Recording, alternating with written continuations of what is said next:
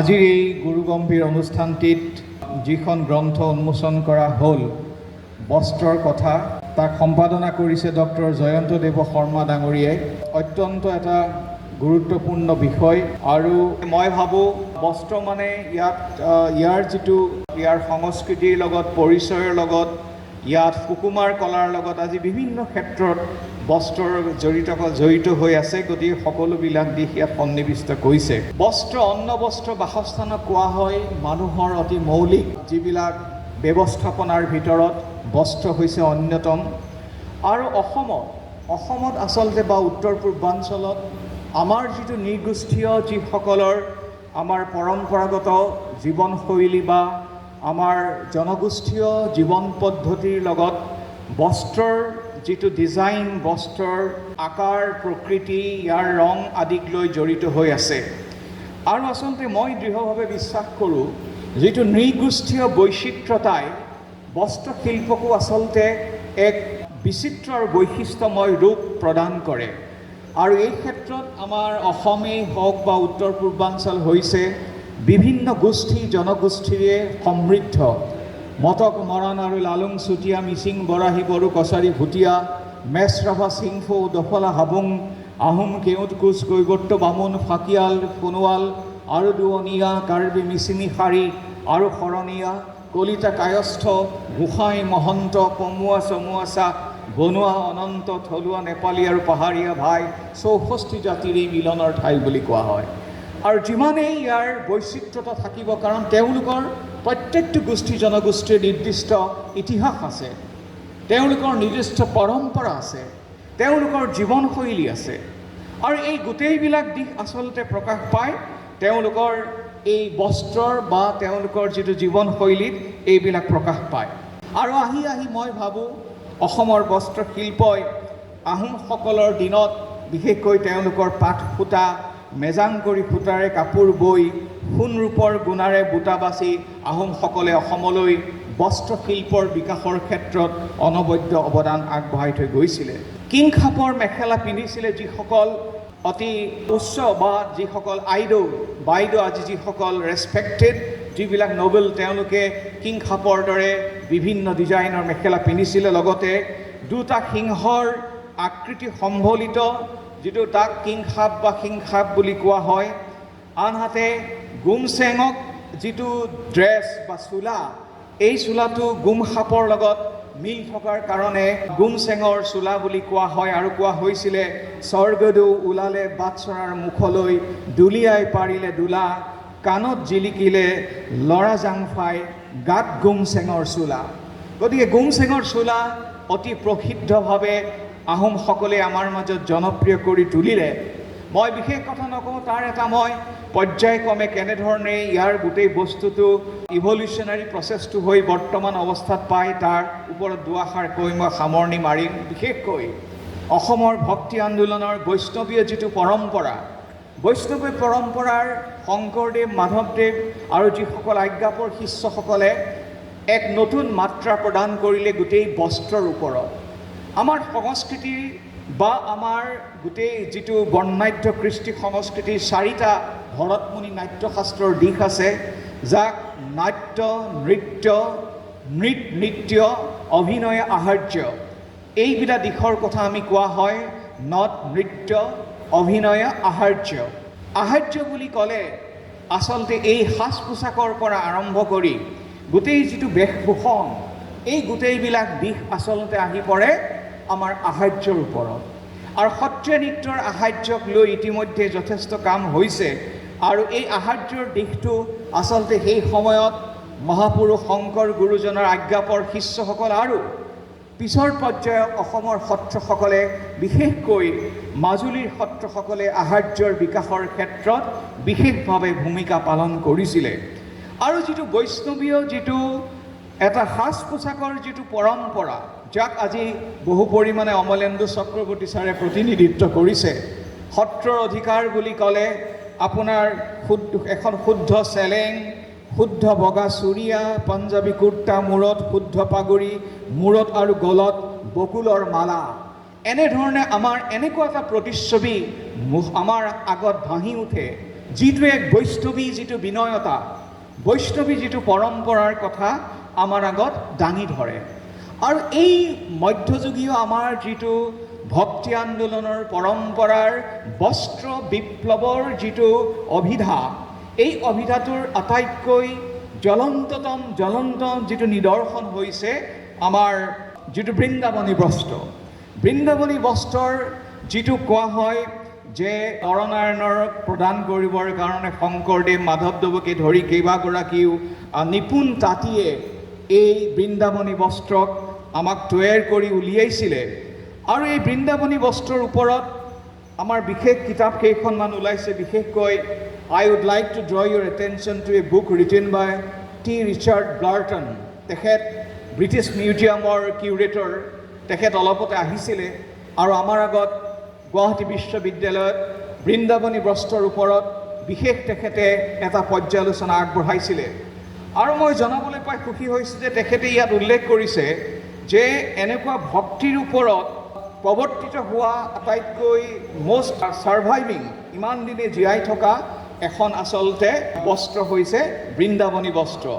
আৰু এই বৃন্দাবনী বস্ত্ৰত তেখেতে অতি বিস্তৃতভাৱে লিখিছে যে কৃষ্ণৰ বাল্যকালৰ পৰা আৰম্ভ কৰি ইয়াত বিভিন্ন দিশ ইয়াত সন্নিৱিষ্ট কৰা হৈছে। বিশেষকৈ কালীয় দমনৰ বিশেষ ৰূপবিলাক ইয়াত আমাক প্ৰৱৰ্তন কৰা হৈছে। আৰু আটাইতকৈ মই আচৰিত পাওঁ ইয়াত শংকৰ গুৰুজনাই তেখেতৰ আৰু মাধৱদেৱৰ লগত বা আমাৰ যিসকল শিল্পীসকলৰ লগ লাগি যিটো এটা সাংকেতিক ধৰণৰে অসমৰ নৱবৈষ্ণৱ ধৰ্মক ইমান সুন্দৰকৈ তেখেতে ইয়াত প্ৰতিফলিত কৰিছে। উদাহৰণ হিচাপে এই যিটো হুইল, এই হুইলটো আপোনালোকে দেখিছেনে মই নাজানো। সিদিনাখন আমি আলোচনা কৰিছিলোঁ ৰিচাৰ্ড ব্লাৰ্টনৰ লগত। ইয়াত 9টা স্পোক আছে আৰু মোৰ দৃষ্টিৰে এইটোৱে আচলতে নৱদা ভক্তিক প্ৰতিফলিত কৰে। শ্ৰৱণ কীৰ্তন অৰ্চন বন্দন দাস্য সকীৰ্ত বন্দিত বিস্তুত অৰ্পিত আত্মনিবেদনকে ধৰি এই যিটো নৱদা ভক্তিৰ প্ৰতিফলনটো আচলতে শংকৰ গুৰুজনাই এই বৃন্দাবনী বস্ত্ৰত বিভিন্ন সাংকেতিক চিহ্নৰ যোগেদি আৰু লগতে কৃষ্ণৰ বাল্যকালৰ দিনৰ পৰা আৰম্ভ কৰি আৰু তেখেতৰ কৃষ্ণৰ পুৰুষোত্তমৰ লীলা পুৰুষোত্তমৰ যিখিনি লীলাবিলাক অতি সুন্দৰকৈ ইয়াত আমাক প্ৰতিফলন কৰিছে। গতিকে মই ভাবোঁ আমাৰ অসমৰ বস্ত্ৰশিল্পই এই সময়তেই এক পৰিপূৰ্ণতা লাভ কৰিছিল, এক পৰিপক্কতা লাভ কৰিছিল, যাৰ মূল আধাৰ আছিলে আমাৰ এক শৰণ ভাগৱতী নাম ধৰ্ম। আৰু তাৰ লগতে আমাৰ শংকৰ গুৰুজনাই আৰু মাধৱদেৱে বিশেষকৈ কৃষ্ণক লগত লৈ তেখেতলোকে যিখিনি বৰ্ণনা আগবঢ়াইছে সেয়া আচলতে প্ৰকৃতাৰ্থত যিটো আহাৰ্য বুলি কোৱা হয়, এই বেশভূষা বা সাজ পোছাকৰ এক জ্বলন্ত উদাহৰণ, এক নিৰ্মল তাৰ বৰ্ণনা পোৱা যায় আমাৰ ভাগৱতৰ 10ম স্কন্ধত। শংকৰ গুৰুজনাই কৃষ্ণৰ যিটো বৰ্ণনা দিছে বা বৰগীতত মাধৱদেৱে যিটো কৃষ্ণৰ বৰ্ণনা দিছে অতি অনুপম। বিশেষকৈ দুইজন গুৰু দুজনাই ভাগৱতৰ এটা শ্লোক তেখেতলোকে অসমীয়ালৈ তৰ্জমা কৰিছে। এই ভাগৱতৰ শ্লোকটো অত্যন্ত গুৰুত্বপূৰ্ণ। এই শ্লোকটো হৈছে বৰাহপীৰম নতবৰ বাপুহ কৰ্ণাহি কৰ্ণিকাৰম বিপ্ৰত বাসা কনক কপিসম বৈজয়ন্তীম চলমালা ৰংধৰ বেণু অধৰ সুধায় পুৰায়ণ গোপ বৃন্দায় বৃন্দাৰণ্যম সপদ ৰমণম প্ৰবিশত কৃতকৃত্যি। অৰ্থাৎ এই শ্লোকটো এনেকুৱা এটা শ্লোক যিটো শ্লোক স্বয়ং শুকদেৱ মহাৰাজে তেওঁতো নিৰাকাৰ নিৰ্গুণ ব্ৰহ্মত নিমজ্জিত হৈ আছিলে, কিন্তু এই শ্লোকটোৰ বৰ্ণনা হৈছে কৃষ্ণৰ বৰ্ণনা, কৃষ্ণৰ দৈহিক বৰ্ণনা, কৃষ্ণৰ ৰূপৰ বৰ্ণনা, তেওঁৰ বেশভূষণৰ বৰ্ণনা। এই বৰ্ণনাটো শুনি শুকদেৱে ৰৈ থাকিব নোৱাৰিলে। এই নিৰ্গুণ নিৰাকাৰ ব্ৰহ্মত নিমজ্জিত হৈ থকা শুকদেৱ দৌৰি আহি তেওঁৰ আমাৰ ব্যাসদেৱৰ শিষ্যসকলক সুধিলে যে এয়া কাৰ বিষয়ে কৈছা। তাৰপিছত শুকদেৱ গৈ ব্যাসৰ ওচৰত লগ লাগি, ব্যাসদেৱৰ পুত্ৰ আছিলে শুকদেৱ, আকৌ ভাগৱতৰ তেখেতে কেনেধৰণে ব্যাখ্যা আগবঢ়ালে আমি সকলোৱে জানো। এই শ্লোকটো শংকৰ গুৰুজনাই ভাগৱতত কিদৰে তাৰ তৰ্জমা কৰিছে 10ম স্কন্ধত বৰ্ণনা কৰিছে।